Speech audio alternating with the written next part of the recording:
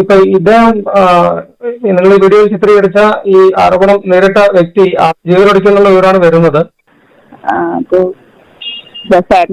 ഞാൻ പ്രതീക്ഷിച്ചിട്ടില്ല. ഇതിന്റെ റിയാക്ഷനും ഇതിന്റെ റെസ്പോൺസൊക്കെ കണ്ടിട്ട് തോന്നുന്നതേ ഇയാളേക്കാൾ ഭയങ്കര കൗൺസിലിംഗ് കൊടുക്കേണ്ടത് നമ്മുടെ സൊസൈറ്റിക്കാണ്.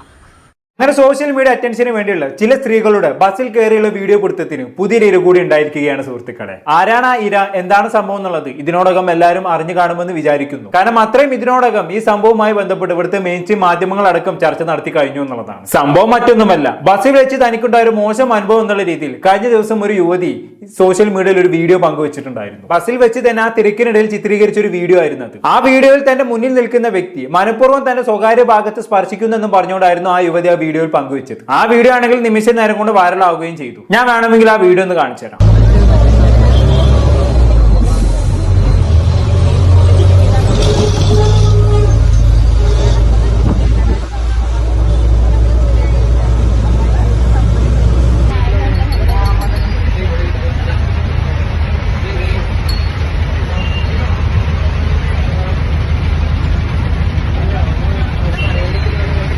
കണ്ടല്ലോ, ഇതാണ് ആ വീഡിയോ. ഈ വീഡിയോയിൽ മുന്നിൽ നിൽക്കുന്ന വ്യക്തിയാണ് തന്റെ സ്വകാര്യ ഭാഗത്ത് സ്പർശിച്ചു എന്ന് ഈ യുവതി പറയുന്നത്. ഈ ക്ലിപ്പിൽ തന്നെ വ്യക്തമാണ് അയാൾ മുന്നിൽ എങ്ങോട്ടോ നോക്കി നിൽക്കുകയാണ്. ഇവള് വീഡിയോ എടുക്കുന്നത് ഇയാൾ ശ്രദ്ധിക്കുന്നും കൂടിയില്ല. പിന്നെ ഇടയ്ക്ക് എപ്പോഴും ഇയാളുടെ കൈ ഇവളുടെ ദേഹത്ത് തട്ടുന്നുണ്ട്. അന്നേരം ഇയാൾ എന്താ ചെയ്തത്, മുന്നോട്ട് നീങ്ങി നിൽക്കുകയാണ് ചെയ്തത്. അത് നമുക്ക് ഈ വീഡിയോ ക്ലിപ്പ് കാണുമ്പോൾ കൃത്യമായിട്ട് മനസ്സിലാകും. ഈ കാണിച്ച വീഡിയോ വെച്ച് നോക്കുകയാണെങ്കിൽ ഇതിൽ നമുക്ക് പ്രത്യേകിച്ചൊന്നും കാണാൻ പറ്റത്തില്ല. ഈ വീഡിയോ ക്ലിപ്പ് വെച്ച് ഇയാൾ ഷിംജിതയോട് മോശമായി പെരുമാറിയെന്ന് നമുക്ക് വിലയിരുത്താൻ പറ്റത്തില്ല. അല്ലെങ്കിൽ അറിയാൻ മേലാത്തോണ്ട് ചോദിക്കുക, എന്ത് ഇന്റൻഷൻസ് പുറത്ത് അവരൊക്കെ ഈ വീഡിയോ ചിത്രീകരിക്കുന്നത്? എനിക്ക് അത് അത്ര ആലോചിച്ചിട്ട് മനസ്സിലാകുന്നില്ല. ഇതിനൊക്കെ പക്ക വിളിക്കേണ്ട എന്താണെന്നറിയോ, മുതലെടുപ്പ് എന്നാണ്. ഇത് സംഭവം എന്താണെന്ന് വെച്ചാണെങ്കിൽ ഈ ബസ്സിലും ട്രെയിനിലൊക്കെ വെച്ച് സ്ത്രീകൾക്ക് നേരിടേണ്ടി വരുന്ന ലൈംഗിക അതിക്രമങ്ങളെ അഭിമുഖീകരിച്ചുകൊണ്ട് നമ്മൾ ഒരുപാട് റിയാക്ഷൻ ബ്ലോഗേഴ്സ് വീഡിയോസ് ചെയ്യാറുണ്ടായിരുന്നു. നമ്മൾ തന്നെ ഇതുമായി ബന്ധപ്പെട്ട് എത്ര വീഡിയോകൾ ചെയ്തിട്ടുണ്ട് അല്ലേ? മാത്രമല്ല ഇങ്ങനത്തെ സ്ഥലത്ത് വെച്ച് മോശം അനുഭവങ്ങൾ പങ്കുവെക്കുന്ന പല യുവതികളെയും നമ്മൾ സപ്പോർട്ട് ചെയ്തുകൊണ്ട് രംഗത്ത് വന്നിട്ടുണ്ടായിരുന്നു. ഇനിയും ഇതുപോലെ എന്തെങ്കിലും അനുഭവം ഉണ്ടായി കഴിഞ്ഞാണെങ്കിൽ തീർച്ചയായിട്ടും ഞങ്ങളുടെ സപ്പോർട്ട് നിങ്ങളുടെ കൂടെ ഉണ്ടാകും എന്നുള്ള രീതിയിലൊക്കെ നമ്മൾ ഒരുപാട് സംസാരിച്ച് വെച്ചിട്ടുണ്ടായിരുന്നു. ഇതൊക്കെ കണ്ട് കുറെ പെണ്ണുങ്ങൾ എന്ത് വിചാരിച്ചു, ഇതങ്ങ് മുതലെടുക്കാമെന്ന് വിചാരിച്ച്. എന്നിട്ട് ഇവർ ചെയ്യുന്ന പരിപാടി എന്താണ്,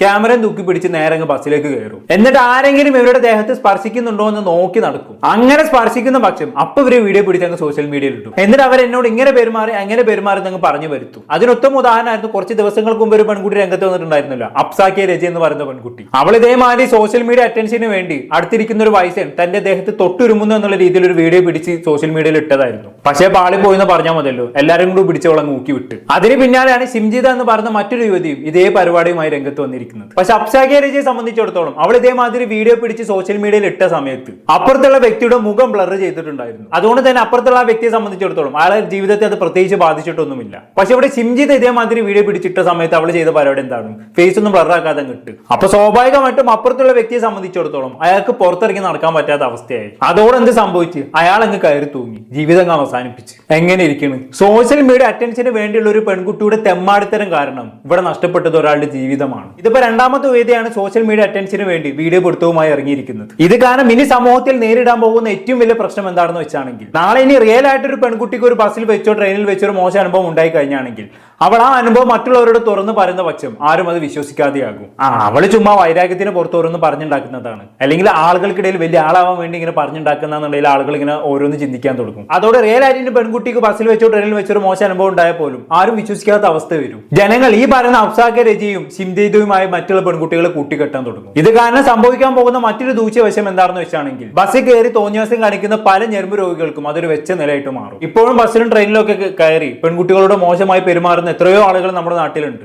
അവരിപ്പോഴും ഇതേ പരിപാടി തുടർന്നുകൊണ്ടേ ഇരിക്കുന്നുണ്ട്. അവരെ സംബന്ധിച്ചിടത്തോളം അവർക്ക് ഇപ്പൊ പറയാനൊരു കാരണമായി. ഇനി അവരെന്തെങ്കിലും കാരണവശാൽ അവരുടെ ഞരമ്പരോഗം കാണിച്ച് പിടിക്കപ്പെട്ട് കഴിഞ്ഞാണെങ്കിൽ അവർക്ക് ഇനി എന്ത് പറയാം, ഞാനൊന്നും ചെയ്തിട്ടില്ല, ഇവള് വെറുതെ ഓരോന്ന് പറഞ്ഞുണ്ടാക്കുന്നതാണ്, അല്ലെങ്കിൽ ഇവിടെ ആണുങ്ങൾക്ക് ഒരു വിലയും ഇല്ലല്ലോ, ഒരു പെണ്ണ് പറഞ്ഞാണെങ്കിൽ എല്ലാവരും അതിന് പിന്നാലെയാണല്ലോ എന്നുള്ള രീതിയിൽ അയാൾക്ക് പറയാൻ പറ്റും. അതോടെ ജനം മുഴുവനും ഇനി അയാളുടെ ഭാഗത്ത് നിൽക്കുന്ന അവസ്ഥ വരും. ഇതിനൊക്കെ വഴി വെച്ച് കൊടുത്തത് ആരാണ്? ഈ പറയുന്ന അപ്സാക്കിയ രജിയും ഷിംജിതയും ഒക്കെയാണ്. അതാണ് ഞാൻ എപ്പോഴും പറഞ്ഞൊരു കാര്യമാണ്, സോഷ്യൽ മീഡിയ എന്ന് പറയുന്നത് തൊട്ടാ പൊളുന്ന ഒരു സാധനമാണ്. ഈ സോഷ്യൽ മീഡിയയിൽ വന്ന് ഒന്നോ രണ്ടോ വ്യക്തികൾ ചെയ്യുന്ന ചില പ്രവൃത്തികൾ മാത്രം മതി അത് മൊത്തം സമൂഹത്തെ ബാധിക്കാൻ. കാരണം ഇന്നത്തെ കാലത്ത് അത്രയും ജനങ്ങളെ ഇൻഫ്ലുവൻസ് ചെയ്യുന്ന ഒരു മീഡിയമാണ് സോഷ്യൽ മീഡിയ എന്ന് പറയുന്നത്. അതിൽ നടക്കുന്ന ഓരോ സംഭവങ്ങളും നമ്മുടെ സമൂഹത്തെ കൃത്യമായി ഇൻഫ്ലുവൻസ് ചെയ്യുന്നുണ്ട്. എനിക്ക് തോന്നുന്നത് ഇന്നത്തെ കാലത്ത് സമൂഹം എങ്ങനെ മുന്നോട്ട് പോകണമെന്ന് തീരുമാനിക്കുന്നത് വരെ ഇവിടുത്തെ സോഷ്യൽ മീഡിയ ആണ്. സോഷ്യൽ മീഡിയ കാലമാണെന്ന് സമൂഹത്തിൽ ഓരോ മാറ്റങ്ങൾ ഉണ്ടായിക്കൊണ്ടിരിക്കുന്നത്. അതുകൊണ്ട് തന്നെ സോഷ്യൽ മീഡിയ ഉപയോഗിക്കുമ്പോൾ സൂക്ഷിച്ച് കണ്ട് കൈകാര്യം ചെയ്യണം. ഐ റിപ്പീറ്റ് അഗൈൻ, ചിലപ്പോൾ നമ്മൾ സോഷ്യൽ മീഡിയയിൽ പോസ്റ്റ് ചെയ്യുന്ന ഒന്നോ രണ്ടോ പ്രവൃത്തികൾ മതി ഒരു സമൂഹത്തെ മൊത്തം ബാധിക്കാൻ. എന്തായാലും ഈ സിംജിത എന്ന് പറഞ്ഞ യുവതി ഇങ്ങനൊരു വീഡിയോ ഇട്ടതിന് പിന്നാലെ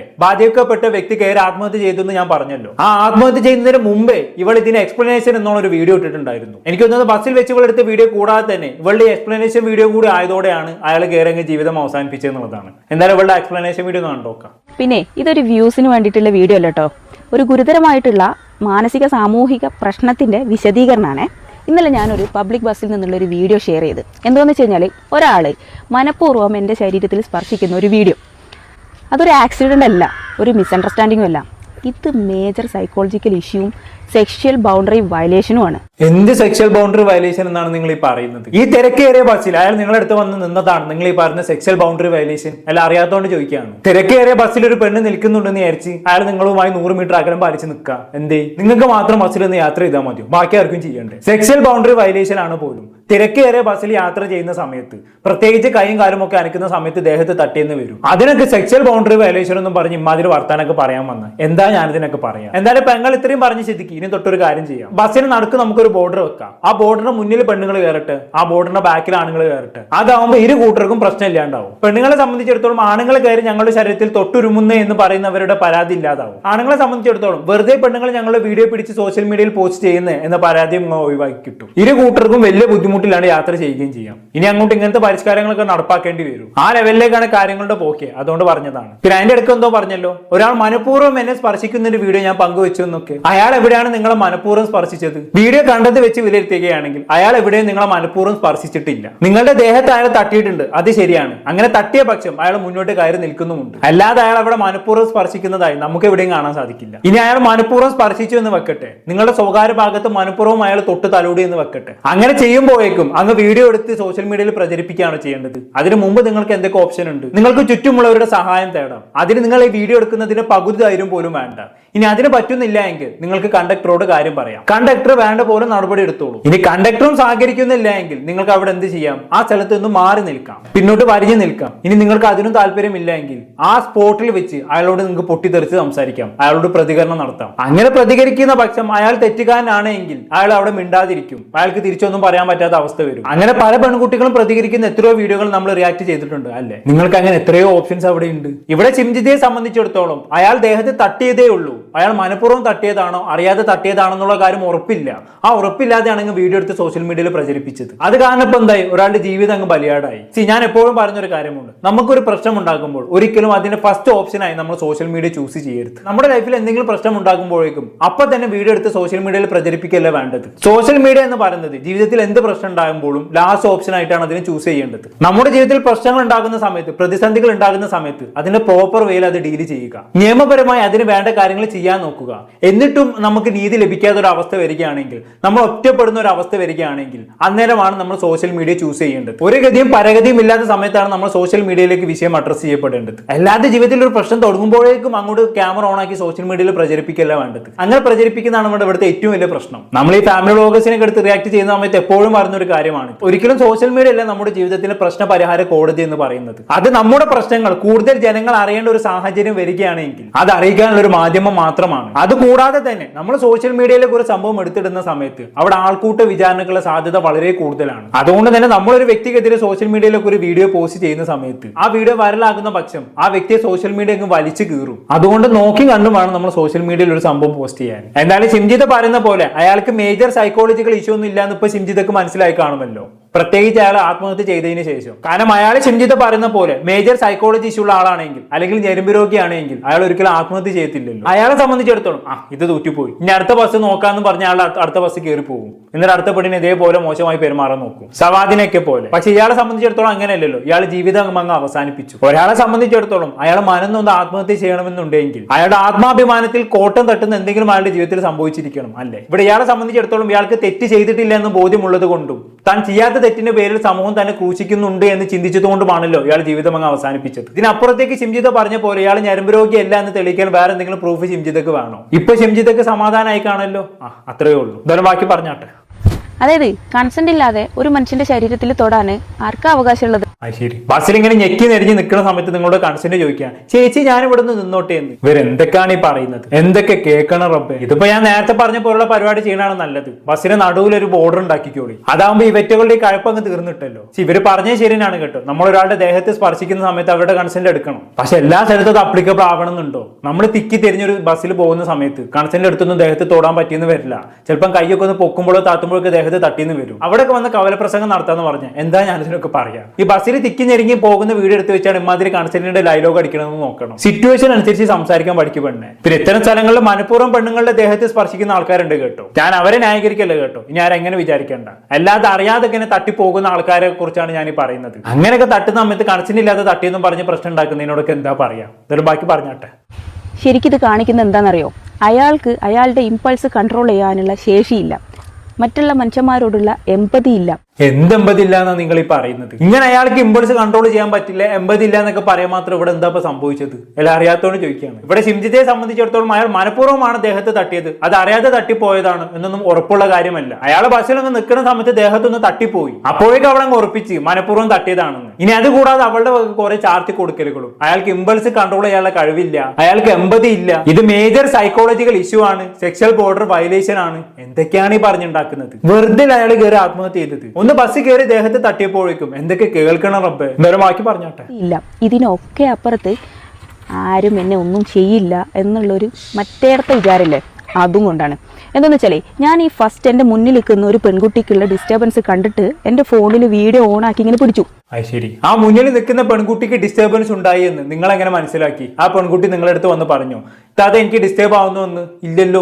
ആ പെൺകുട്ടിയുടെ മുഖം കണ്ടപ്പോഴേക്കും നിങ്ങൾ അങ്ങ് ഉറപ്പിച്ചു ആ പെൺകുട്ടിക്ക് ഡിസ്റ്റർബൻസ് ആവുന്നുണ്ട് എന്ന്. അങ്ങനെ ഉറപ്പിക്കാൻ മാത്രം നിങ്ങളോട് ആരാ പറഞ്ഞു? ആ പെൺകുട്ടി നിങ്ങളോട് വന്ന് പറയുന്ന പക്ഷം നിങ്ങൾ അത് ഉറപ്പിച്ച് വീഡിയോ എടുക്കുകയാണെങ്കിൽ പിന്നെയും ഓക്കെ. ഇവിടെ ഈ കേസിൽ ഈ പെൺകുട്ടി ഒന്നും പറഞ്ഞിട്ടൊന്നുമില്ല. അല്ലെങ്കിൽ ഇവിടെ ആരാ അല്ല അറിയാത്തോണ്ട് ചോദിക്കുക. ഒരാൾ ദേഹത്ത് വന്ന് തട്ടിയപ്പോഴേക്കും അയാൾ ഞരമ്പ് രോഗിയാണെന്ന് അനുമാനിച്ച് മുന്നിലുള്ള ഒരു പെൺകുട്ടിയുടെ മുഖം കണ്ടപ്പോഴേക്കും അവൾക്ക് എന്തൊക്കെയോ ഡിസ്കംഫർട്ട് ഉണ്ടെന്ന് മനസ്സിലാക്കുന്നു. ഇവളെന്താ വല്ല സൈക്കോളജിസ്റ്റോ മറ്റോ ആണോ? എനിക്ക് തോന്നുന്നത് ഇങ്ങനെയൊക്കെ അനുമാനങ്ങൾ നടത്തിയ സ്ഥിതിക്ക് ഇവളൊരു സൈക്കോളജിസ്റ്റ് ആവാനാണ് സാധ്യത.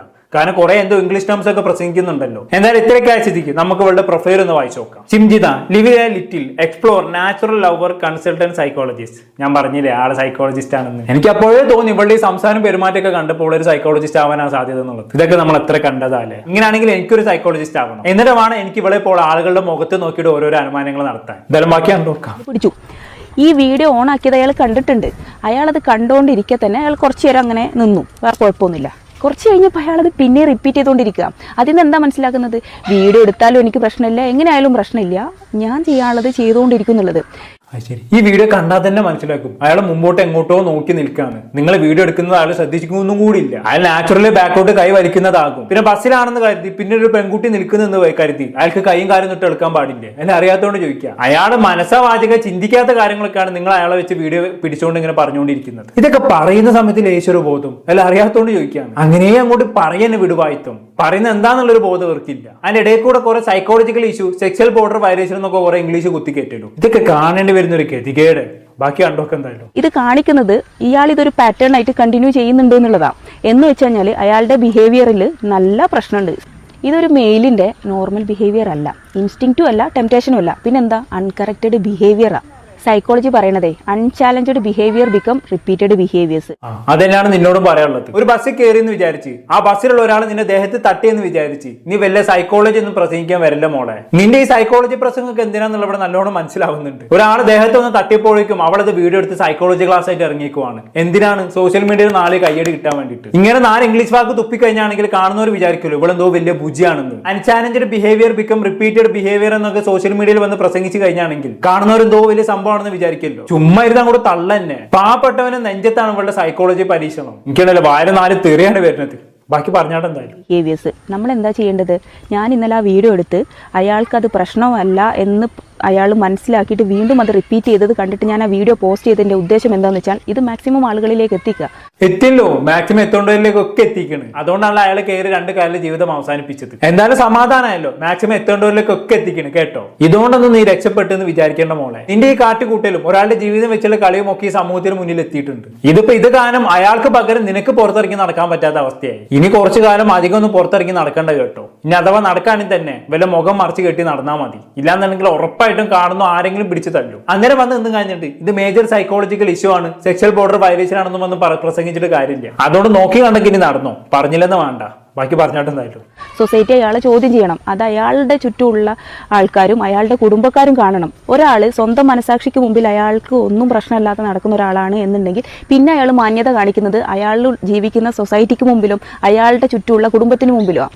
അപ്പോൾ ഈ കുടുംബം അത് അറിഞ്ഞു എന്നറിയുമ്പോഴും സൊസൈറ്റി അത് അറിഞ്ഞു എന്നറിയുമ്പോൾ മാത്രമാണ് ഇവർ ഈ ബിഹേവിയർ ചേഞ്ച് ചെയ്യാൻ പോകുന്നുള്ളൂ. അതെന്നാണ് നിന്നോടും പറയാനുള്ളത്. മനസാക്ഷിക്ക് മുന്നിൽ നീ ചെയ്തത് തെറ്റില്ല എന്നുള്ള ബോധ്യം നിനക്കുണ്ടെങ്കിൽ പിന്നെ ഉള്ള ഒരു ഓപ്ഷൻ എന്ന് പറഞ്ഞാൽ നിന്നെ ഇവിടെ പിടിച്ചേറി കയറ്റാന്നുള്ളതാണ്. അങ്ങനെ പിടിച്ചേറി കയറ്റുന്ന പക്ഷം നിന്റെ കുടുംബക്കാരും കൂട്ടുകാരും എല്ലാവരും ഇത് കാണും. സോഷ്യൽ മീഡിയയിൽ അടക്കം എല്ലാവർക്കും നിന്റെ ഫേസ് ഫെമിലിയർ ആകും. ഇപ്പൊ തന്നെ കോടിക്കണക്കിന് ആളുകളുടെ മനസ്സിൽ നിന്റെ ഫേസ് രജിസ്റ്റർ ആയി കഴിഞ്ഞു. ഇനി നീ ഈ പരിപാടിയും കൊണ്ട് ഇറങ്ങില്ല, നിന്റെ കഴപ്പങ്ങ് തീർന്നും കിട്ടി. സമാധാനമായല്ലോ. നിന്റെ ബാക്കി പറഞ്ഞിട്ട് അതാണ് ഞാൻ ആ വീഡിയോ ഷെയർ ചെയ്തതുകൊണ്ട് ഉദ്ദേശിച്ചത്.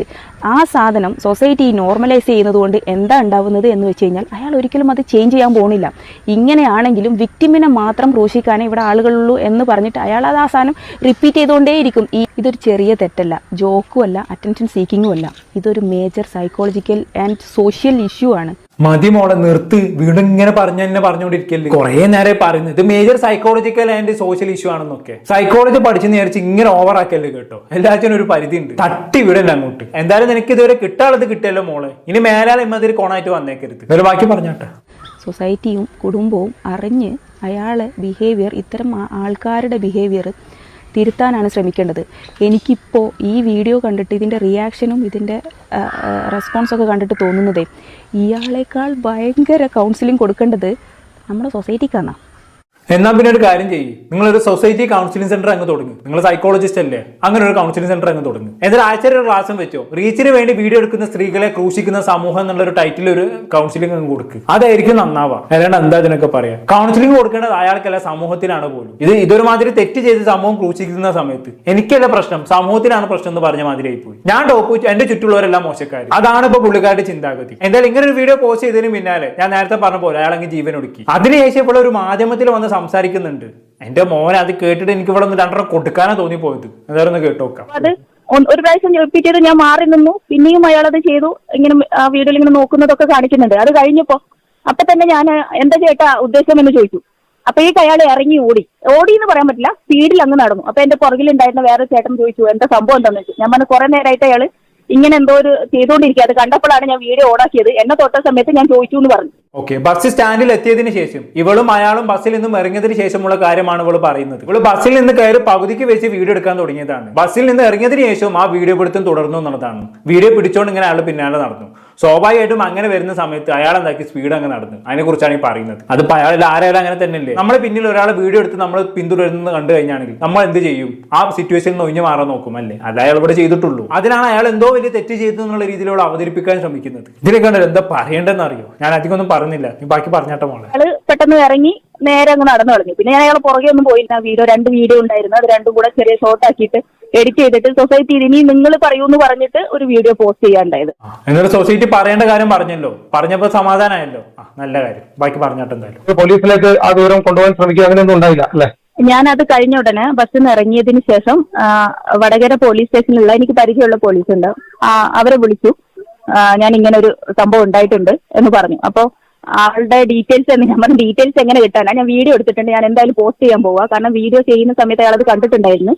ബെസ്റ്റ് പേര് പോലീസ് സ്റ്റേഷനിൽ വിളിച്ച് ഇൻഫോം ചെയ്ത് അത്രേ ഉള്ളൂ. കാരണം ഈ വീഡിയോ എടുത്ത് സോഷ്യൽ മീഡിയയിൽ പോസ്റ്റ് ചെയ്യുന്ന സമയത്ത് എന്തുകൊണ്ട് പോലീസ് സ്റ്റേഷനിൽ വിവരം അറിയിച്ചില്ല എന്ന ആളുകൾ ചോദിക്കുമ്പോൾ അതിന് ഉത്തരം പറയണമല്ലോ. അത് അങ്ങനെ ഒരു ഉത്തരം പറയാൻ വേണ്ടിയിട്ട് വെറുതെ ഒന്ന് പോലീസ് സ്റ്റേഷനിൽ വിളിച്ച് കാര്യം പറഞ്ഞു, ഞാൻ വീഡിയോ പോസ്റ്റ് ചെയ്യാൻ പോവാണ് കേട്ടോ, നിങ്ങൾ വേണമെങ്കിൽ ആക്ഷൻ എടുത്തോളൂ എന്നുള്ള രീതി. ഇത്തരം സംഭവങ്ങൾ നടന്നു കഴിഞ്ഞാണെങ്കിൽ നമ്മൾ പോലീസ് സ്റ്റേഷനിൽ പോയി കേസ് രജിസ്റ്റർ ചെയ്യാൻ അതിൻ്റെതായ ചില പ്രൊസീജിയേഴ്സ് ഉണ്ട് അല്ലേ. ആദ്യം പോലീസ് സ്റ്റേഷനിൽ നമ്മൾ ചെല്ലണം, എന്നിട്ട് അവിടെ പരാതി കയ്യാൽ എഴുതി കൊടുക്കണം, FIR രജിസ്റ്റർ ചെയ്യണം, അങ്ങനെ കുറെ കടമ്പകളുണ്ട്. അതൊന്നും ചെയ്യാതെ പുള്ളിക്കാരൻ എന്തൊക്കെ ജസ്റ്റ് ഫോൺ എടുത്ത് പോലീസ് സ്റ്റേഷനിൽ പറഞ്ഞു, എനിക്ക് ഇങ്ങനെ ഒരു അനുഭവം ഉണ്ടായിട്ടോ, ഞാനത് സോഷ്യൽ മീഡിയയിൽ പോസ്റ്റ് ചെയ്യാൻ പോവാണ്, നിങ്ങൾ വേണമെങ്കിൽ ഓൾ അറസ്റ്റ് ചെയ്തോളിന്ന്. എങ്ങനെ ഇരിക്കുന്നു ആളുകളുടെ കണ്ണിൽ പൊടിയിടാനുള്ള ഓരോ തന്ത്രങ്ങളെ. ഇതാകുമ്പോൾ പോലീസ് സ്റ്റേഷനിൽ വിവരം അറിയിച്ചെന്നുമായി, സോഷ്യൽ മീഡിയയിൽ പോസ്റ്റ് ചെയ്തതിന് പറയാനൊരു കാരണവുമായി. എന്താ അവള് ബുദ്ധി എന്നറിയോ? ബാക്കി പറഞ്ഞിട്ട് എന്തായാലും പറ്റില്ലല്ലോ. കുറച്ച് നേരമായിട്ട് ഞാൻ നോട്ട് ചെയ്യുന്നുണ്ടായിരുന്നു. ഇപ്പൊ ഇദ്ദേഹം നിങ്ങൾ വീഡിയോ ചിത്രീകരിച്ച ഈ ആരോപണം നേരിട്ട വ്യക്തി ആത്മഹത്യ ചെയ്തു, ജീവനൊടുക്കിയെന്നുള്ള വിവരമാണ് വരുന്നത്. സാഡ് ന്യൂസ് ആയിട്ട് ഞാൻ പ്രതീക്ഷിച്ചിട്ടില്ല.